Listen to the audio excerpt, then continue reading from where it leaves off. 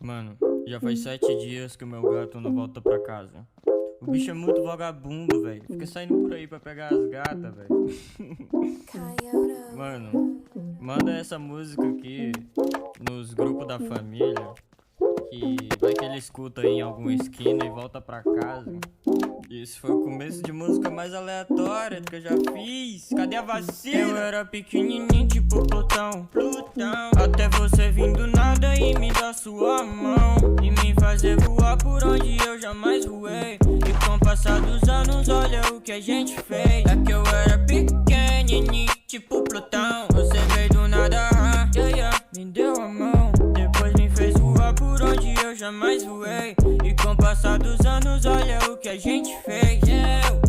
Gato, eu fiz meu corre, né? Em silêncio é sério, eu nem sequer postei story, né? Hoje eu boto qualquer Jordan que eu quiser no meu pé. Deixo eles na bota só falando. Abaixo do rastreador, ninguém sabe onde eu tô, eu sigo no meu plano. Outra vai, outra cápsula do tempo pra nós. Só relaxa, se quiser eu canto pra ouvir minha voz. Cruza essa cidade pra te ver, baby, nunca é tarde pra gente se conhecer, Me diz qual foi a última vez que tu se sentiu feliz, fazendo algo simples como levantar da cama. A gente mudou tudo e tudo agora tá bacana. Me chama, só me fala que me ama. Essa é a história de um garoto que não tinha prata e ouro, só tinha umas letras velhas na caixa. Eu joguei pro mundo e fiz uma bomba, deixa os inimigos em coma, rezando pra minha vibe acabar. Tão pequenininho tipo Plutão, até você vir do nada e segurar minha mão e me fazer voar por onde eu jamais voei.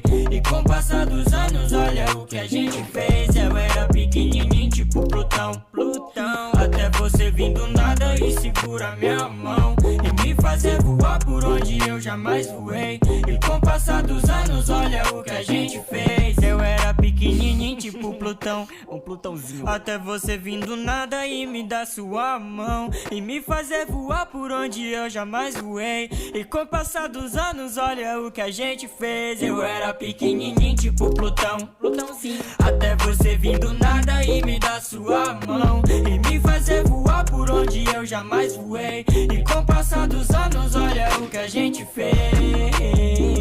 Plutãozinho. Mano, depois de fazer essa música, eu refleti que talvez meu gato possa estar dando um maior rolê em Plutão, velho. Sei lá.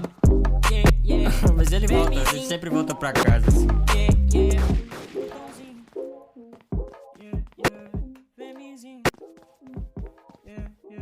Plutãozinho.